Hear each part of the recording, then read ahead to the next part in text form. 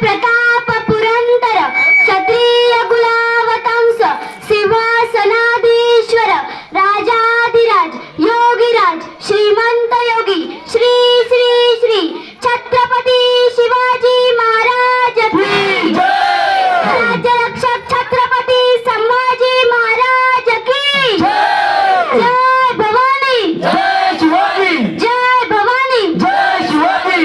छत्रपती शिवाजी महाराजांच्या पदस्पर्शाने पावन झालेल्या भूमीत मला शिवरायांविषयी माझे मनोगत व्यक्त करण्याची संधी दिली म्हणून आयोजकांचे आभार.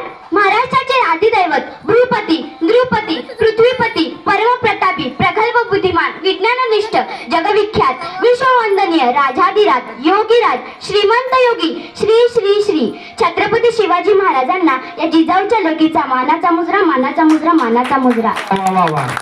छत्रपती शिवाजी महाराज की हे शब्द कानावर पडतात त्यांच्या मुखातून आपोआप जय बाहेर पडतो. रक्त सळसळते, छाती अभिमानाने फुगते. अशा माझ्या मराठमोळा बंधू आणि भगिनींनो, आज मी येथे अशा एका महान महापुरुषाची गाथा उलगडणार आहे ज्याचा मला तुम्हालाच नाही तर संपूर्ण देशाला अभिमान आहे. विजयसारखी तलवार चालून गेला निधड्या छातीने सारा हिंदुस्थान हिलवून गेला. विजयसारखी तलवार चालून गेला निधड्या छातीने सारा हिंदुस्थान हिलवून गेला. मुठभर मावळ्यांना घेऊन लाखो सैतानांना नडून गेला. असा माझा एकच राजा शिवबा घडून गेला. 62 किलोची तलवार बाळगतो त्याचं नाव एसाजी. 2000 शत्रूंशी एकटा झुंजतो त्याचं नाव बाजी. हात कुठल्या तरी शत्रूशी झुंजत राहतो त्याचं नाव तानाजी. 8 तासात घोडा पुण्याहून दिल्लीत आणतो त्याचं नाव संताजी. शत्रूच्या छावणीत घुसतो आणि छावणीचा मुकुट तोडून आणतो त्याचं नाव धनाजी. घड्या वाघाला सामोरं जातो आणि उभा पाडतो त्याचं नाव संभाजी. आणि या सर्वांना एकत्र घेऊन स्वराज्याचे तोरण बांधतो त्याचं नाव शिवाजी. शिवराय सांगायला फार सोपे आहे शिवराय सांगायला फार सोपे, शिवराय ऐकायला फार सोपे, शिवरायांचा जय घोष करणे फार सोपे, पण शिवरायांना आचरणात आणणे फार कठीण आहे. आणि जो शिवरायांना आचरणात आणेल तो या जगावर राज्य करेल हे मात्र नक्की. आज या मातीमध्ये जन्म घेतलेल्या मुलाला सांगावे लागत नाही हो की छत्रपती शिवाजी महाराज हे कोण होते, कारण जन्मताच इथली माती त्यांच्या मनामध्ये शिवछत्रपतींचे नाव कोरून ठेवते. शिवछत्रपती हे नाव भारतातच नव्हे तर संपूर्ण जगाच्या कानाकोपऱ्यापर्यंत सर्वत्र पसरले आहे. इथल्या लोकांना तर सोडाच हो, पण इथल्या दऱ्याखोऱ्यांना जरी विचारले ना की छत्रपती शिवाजी महाराज हे कोण होते तर ते सांगतील रुद्राचा अवतार तो वाघाचा ठसा होता. रुद्राचा अवतार तो वाघाचा ठसा होता. विचारात सह्याद्रीला आणि विचारात सागरी लहरींना की माझा शिवबा कसा होता, माझा राजा कसा होता.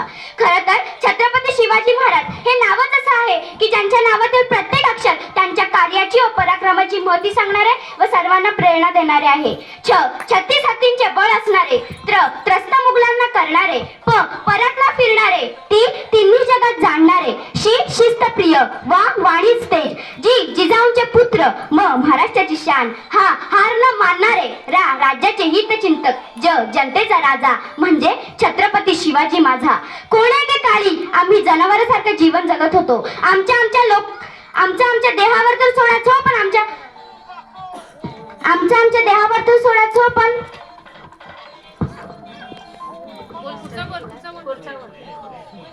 त्यावेळी या महाराष्ट्राच्या भूमीला हवा होता एक झंकार, झगमगता पेटता अंगार. अखेर ती वेळ आली, सह्याद्रीची गर्जना झाली. अखेर ती वेळ आली आणि सह्याद्रीची गर्जना झाली. फाल्गुन वद्य तृतीया शके 1551, 19 फेब्रुवारी 1630 रोजी जिजाऊची पुण्याई आली होती फळाला. जिजाऊची पुण्याई आली होती फळाला. कारण जनतेचा पोशिंदा राजा शिवबा जन्मला. कारण जनतेचा पोशिंदा शिवबा जन्मला. अरे माझा राजा जन्मला, माझा शिवबा जन्मला. दीन दलितांचा कैवारी जन्मला, दुष्टांचा संहारी जन्मला. की अरे माझा राजा जन्मला, माझा शिवबा जन्मला. शिवबांचा जन्म झाला आणि गेल्या कित्येक वर्षापासून अंधारात चाचपरणाऱ्या महाराष्ट्राच्या माथ्यावर जणू प्रकाशाचे किरण पसरू लागले. शिवराय जिजामातेच्या संस्काराखाली हळूहळू वाढू लागले. जिजाऊंनी शिवरायांना सत्यासाठी व न्यायासाठी लढायला शिकवले. जर कोणी चुकत असेल तर त्याला सत्याची वाट दाखवा, जर कोणी चुकत असेल तर त्याला सत्याची वाट दाखवा, आणि जर कोणी लढत असेल तर त्याला मराठीची जात दाखवा. ही शिकवण जिजाऊंकडून शिवरायांना मिळत गेली. आपल्या जनतेला गुलामगिरीतून मुक्त करण्याचा उद्देश त्यांनी शिवरायांसमोर ठेवला. म्हणूनच म्हणावेसे वाटते, धन्य धन्य थोर आई शिवरायाची जिजाई, धन्य धन्य थोर आई शिवरायाची जिजाई. आज पूजी तो महाराष्ट्र सारा, तिला पूजी तो महाराष्ट्र कष्ट सारा मुजरा मानाचा जिजाईला मुजरा मातेकडून मिळालेले संस्कार व स्वराज्य स्थापनेची प्रेरणा घेऊन शिवरायांनी हिंदवी स्वराज्य स्थापन केले. त्यांनी आपल्या बांधवांना गुलामगिरीतून मुक्त करण्याचा दृष्टिकोन डोळ्यासमोर ठेवला आणि त्याप्रमाणे वाटचाल केली. सह्याद्रीच्या कडेकपारीत भटकंतीकडून सवंगडी गोला केले. तानाजी, येसाजी, संताजी, नेताजी, जिवाजी अशा असंख्य मावळ्यांच्या साथीने शिवरायांनी हिंदवी स्वराज्य स्थापन केले. रायरेश्वराच्या मंदिरात स्वराज्य स्थापनेची प्रेरणा घेतली आणि हर हर महादेव अशी गर्जना आसमंतात घुमली आणि वयाच्या 16व्या वर्षीपासून सुरू झाला तो म्हणजे स्वराज्य स्थापनेचा प्रवास. म्हणूनच म्हणावेसे वाटते, एक होते शिवाजी, भीती नव्हती त्यांना जगाची, चिंता नव्हती परिणामांची, कारण त्यांना साथ होती मावळ्यांची आणि शिकवण होती जिजाऊंची. त्यांची जात होती मर्द मराठ्याची, नीट ऐका, त्यांची जात होती मर्द मराठ्याची, देशात लाट आणली भगव्या झेंड्याची आणि मौते मेढ रोवली स्वराज्याची. म्हणून म्हणतात, जय जिजाऊ जय शिवराय, जय जिजाऊ जय शिवराय. माझ्या मित्रांनो, आज 350 वर्षे पूर्ण झाली तरी या महाराष्ट्राच्या भूमीला शिवरायांची गरज पडते.